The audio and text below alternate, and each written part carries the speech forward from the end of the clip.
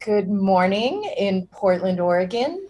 We are coming to you live for the last day of the ACA Summit 2021. I cannot believe it's already the last day.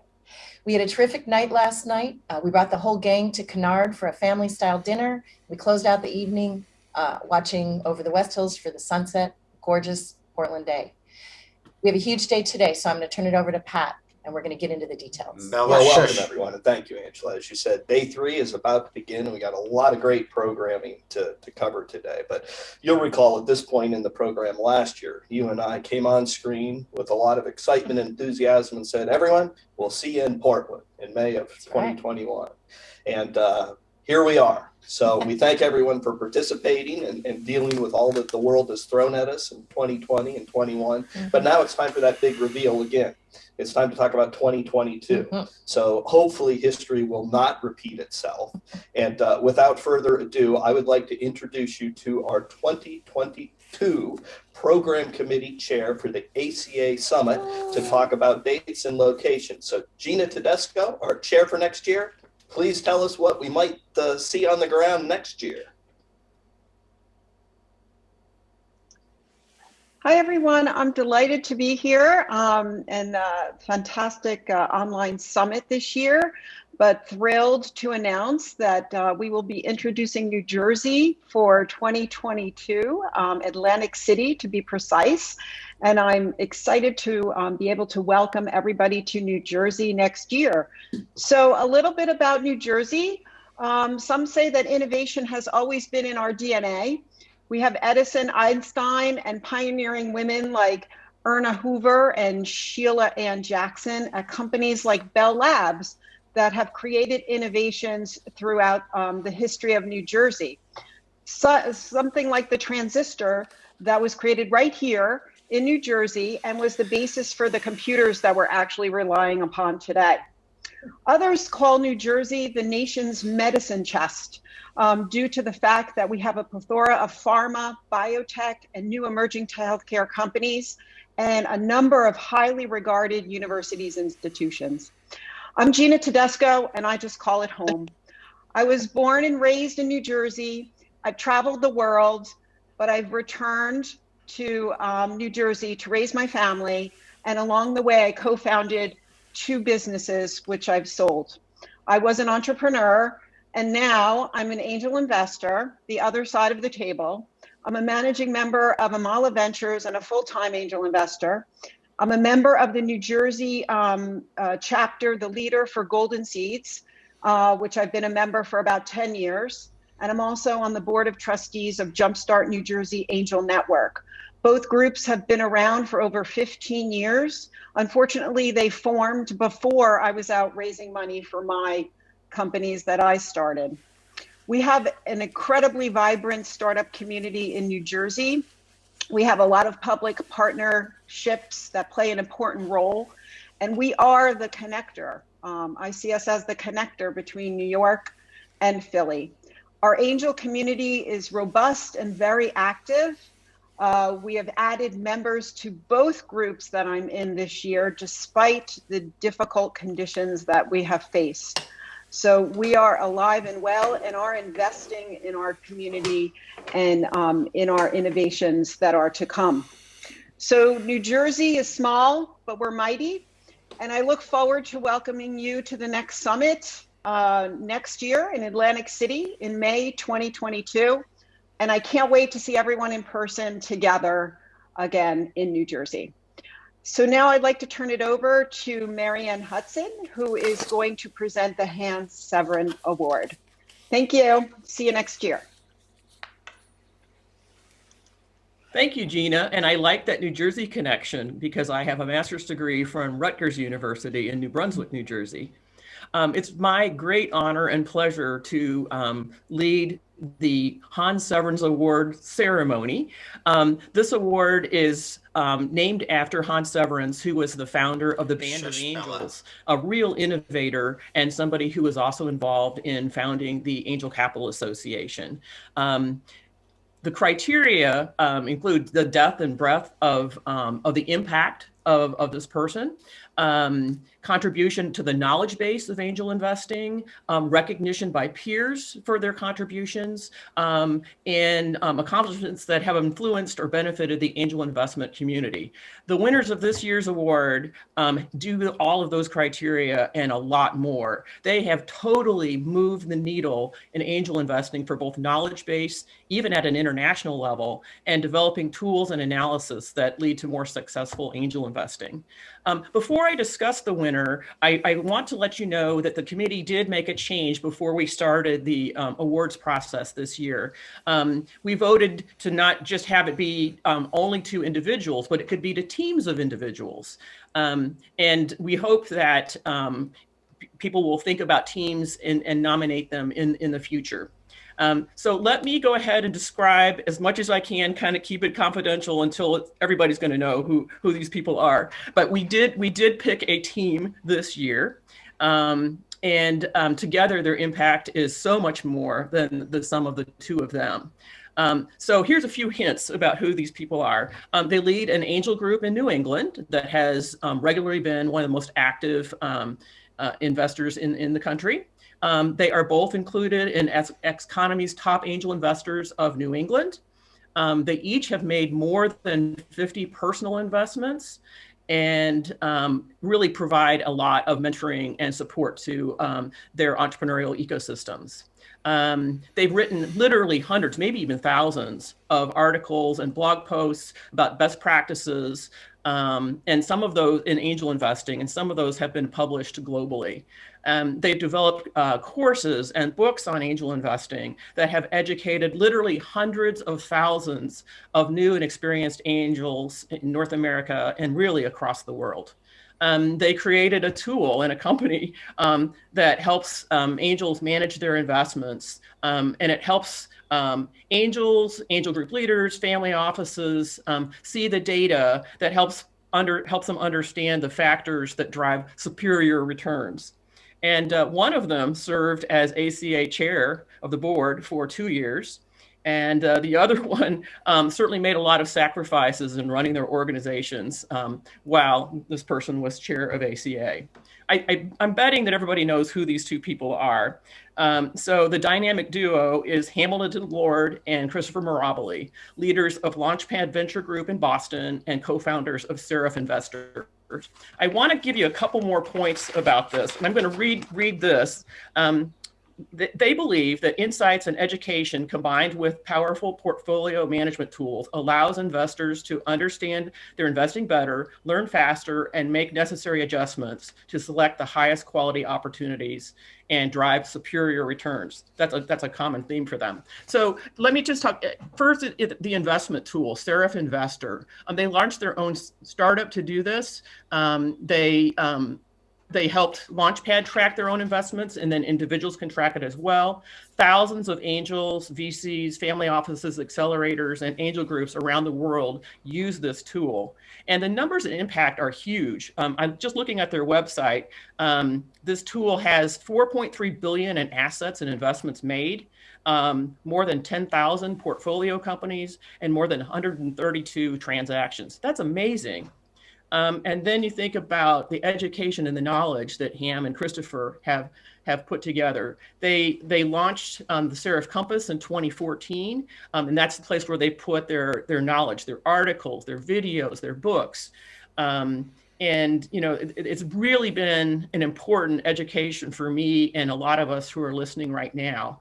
And I think it's just made better investors throughout the country and the world. And I liked one of the quotes that I saw where it says, "Few people publish such consistently straightforward and useful angel advice as Christopher Mirabile and the folks at Seraph Investor." And that comes from a VC, Russ Wilcox, a partner at Pillar VC.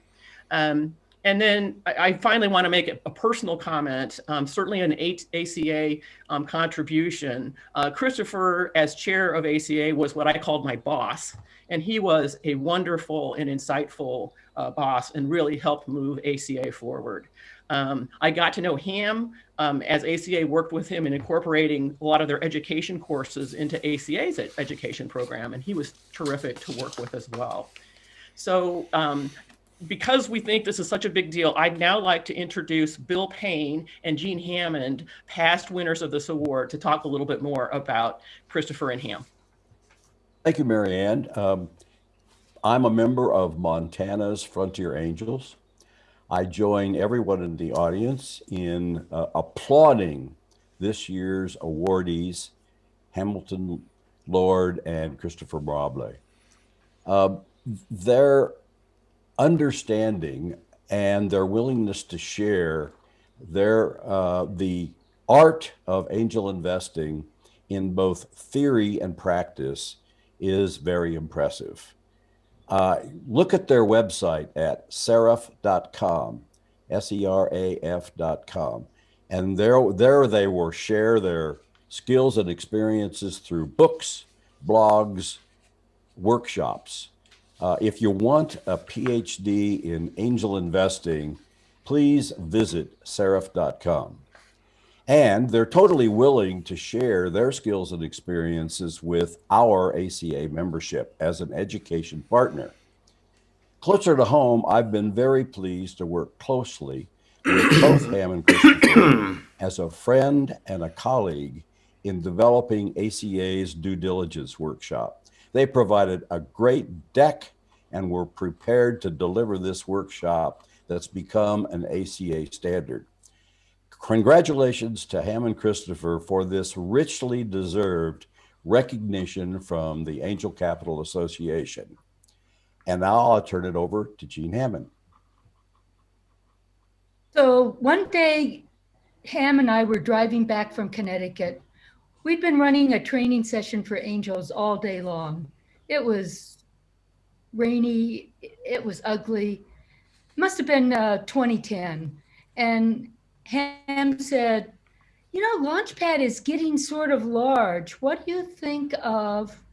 And I knew in an instant that Christopher was a great fit.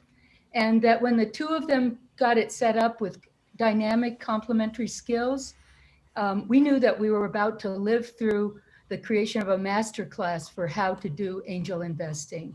And so not only did they practice on those of us who are members of Launchpad, but they showed the scale and the capabilities in lots of different ways. And amongst the many things that I think that they showed were how to keep a great group growing by setting a tone that all opinions count. And I'd like to especially point out that this is one of the places where Ham stands out. He's always helped us understand that even if we didn't understand that part of the problem, somebody else in the room did, and that it's really the blending of angel knowledge that brings together investment success. And, you know, there's lots of smart people in the room, but everybody's smart in a different way. And that tone has been an important part of being able to scale up to the size that Launchpad is now, which is quite large for an angel group. And then what else stood out? How to improve reporting to angels with Seraph. It's just amazing what you can understand about your portfolio. And then how to contribute nationally, including lobbying in Washington. You know, I think that's a cruel thing we do to our board chairs at ACA to tell them to go get on an airplane and enjoy the climate of the District of Columbia. But Christopher was a chair for 2 years, and as we know, it's a lot of work and a lot of heavy lifting, and so it contributes to what I think are the important things here. You know, the sustainability of groups like ACA to keep moving the world ahead, and the sustainability of angel groups themselves to keep growing and persisting and always being a source of capital. Oh, Ham and I were driving back from angel training. They also have been leaders in how a region can work together, regional syndication, how to do regional training, how to put together different ways of doing things, and all those books, articles, and everything else. So two of the hand severance criteria are bringing awareness of the vital role of angel investing to the support of entrepreneurial companies.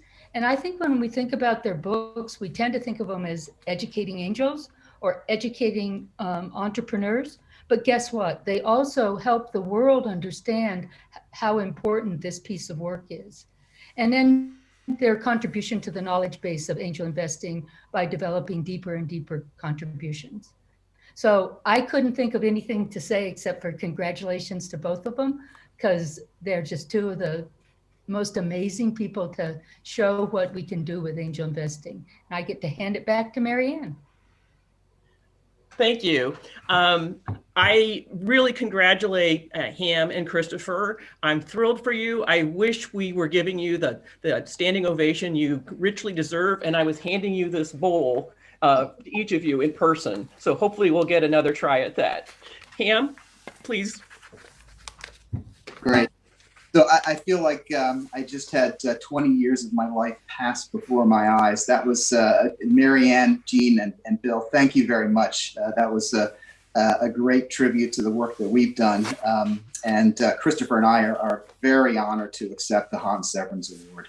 And it's especially gratifying to have the three of you be the presenters, because each of you has really played a very important role and helped us succeed in the angel world. And you've worked side by side with us for many years.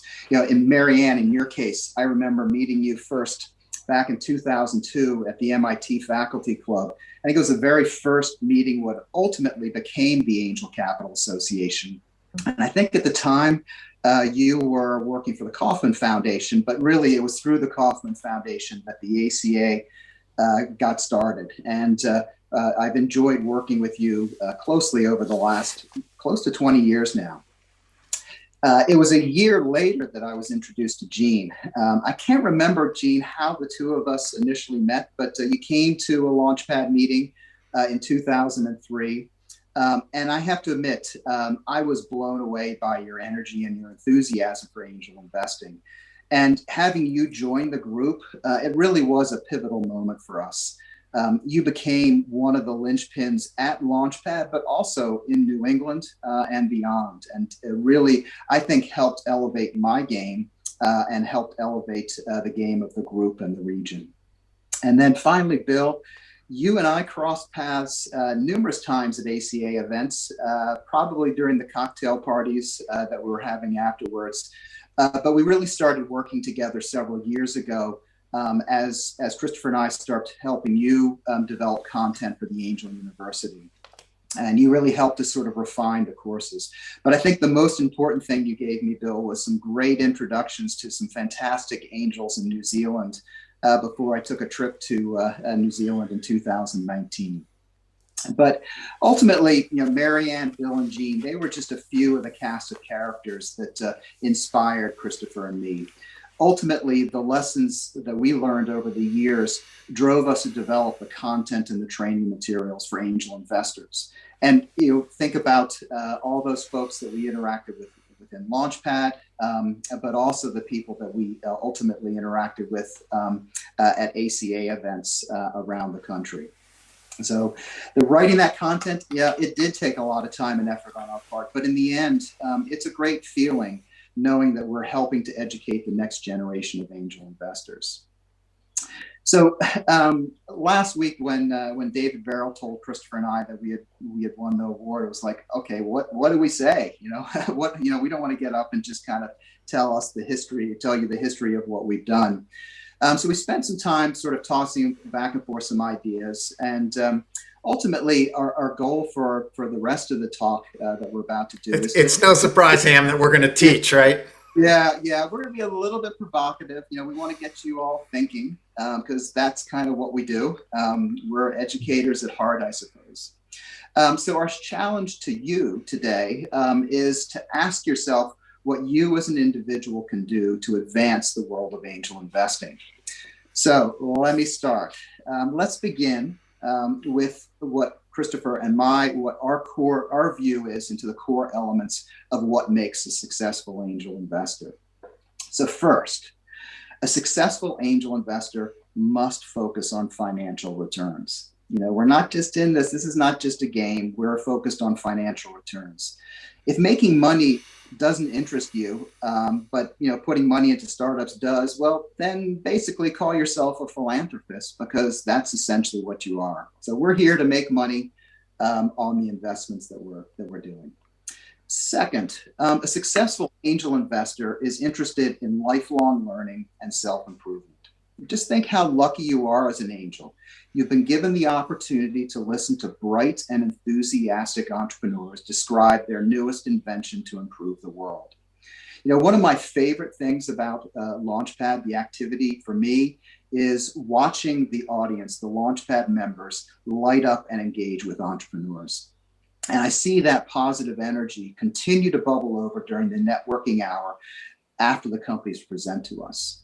You know, the word is out. We all live happier and more productive lives if we stay engaged in lifelong learning.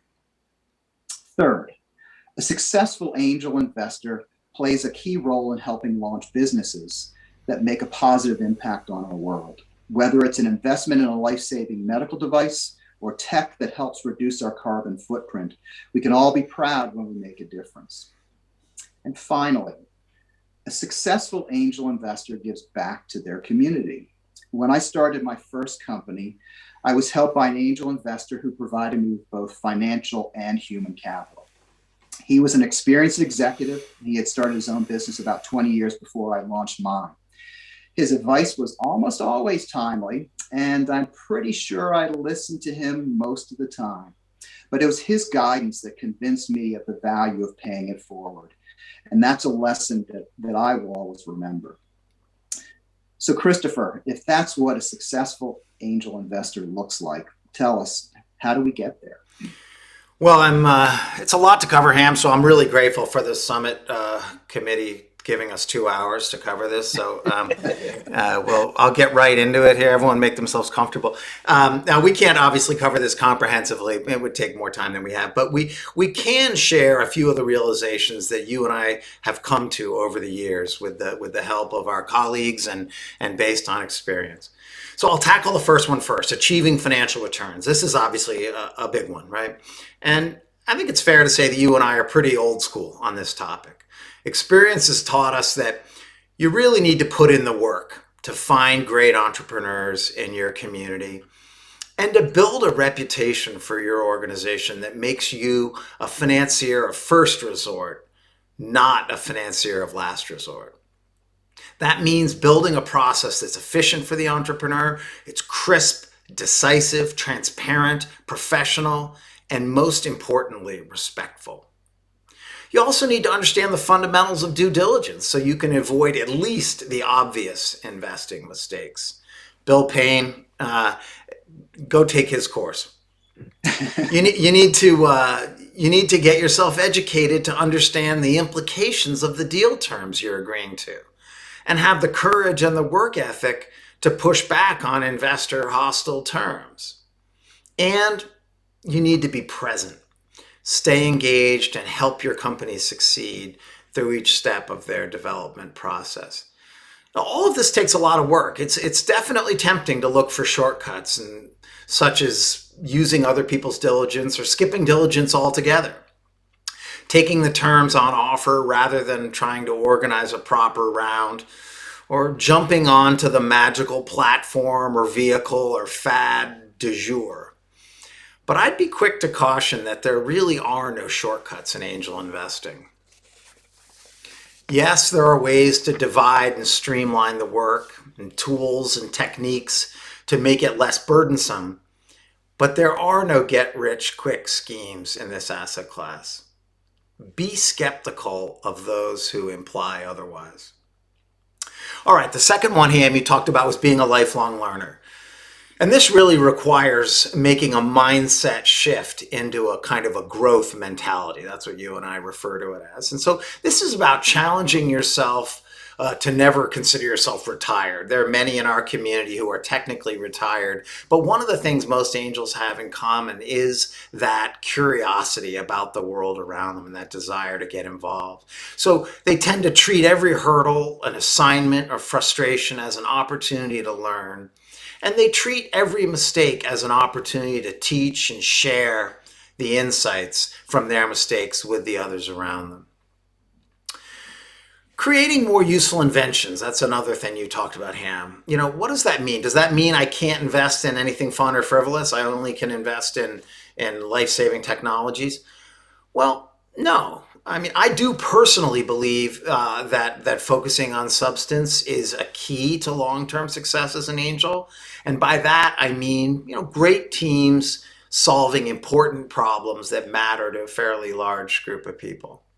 But anything you're interested in can make the world a better place. Linda Smith, the chair, she was my vice chair and succeeded me as the chair of ACA, used to point out that all startup investments are impact investments in the sense that they create jobs and social mobility, and there's just tremendous impact in everything we do. And so anything that you're interested in can make the world a better place, as long as you as an investor and a stakeholder are mindful of the potential for externalized costs in the business model, and you're thoughtful about access and impact and unintended consequences with your investments.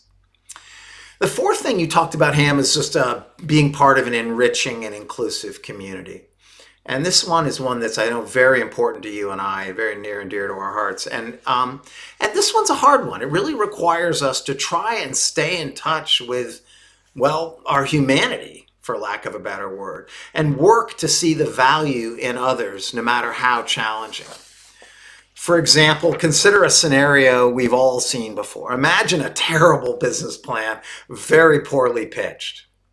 Well, that entrepreneur probably has at least one parent who loves them, is taking risk in pursuing his or her idea. There's a tremendous opportunity cost.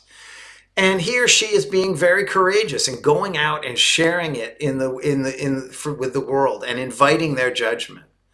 So please, please find a constructive way to give them a little bit of respect and help rather than just derision or criticism. Being part of an inclusive community for us also, we believe it requires us to focus on commonalities rather than differences.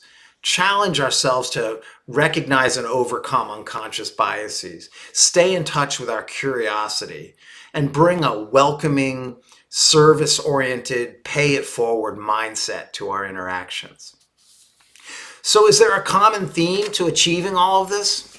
I'd argue it's the institutional knowledge and impetus to improve that develops when a sharing-oriented community is built. And I think it's pretty clear at this point in the discussion that Ham and I are pretty sharing-oriented. And this is exactly the function that ACA has served.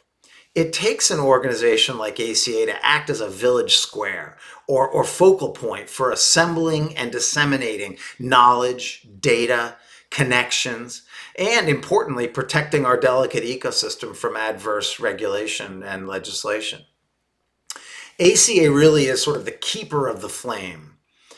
There's no MBA program where you can go and get a degree in angel investing. The core function of ACA is to build that hive mind of smart practices that bring the knowledge base to the current and next generation of angels. So let me close by thanking the Hans Severiens Committee and the entire ACA community, all of whom I consider friends and supporters, for their recognition and for this tremendous honor. We're deeply, deeply honored and grateful. And secondly, by challenging everyone to ask themselves a simple question.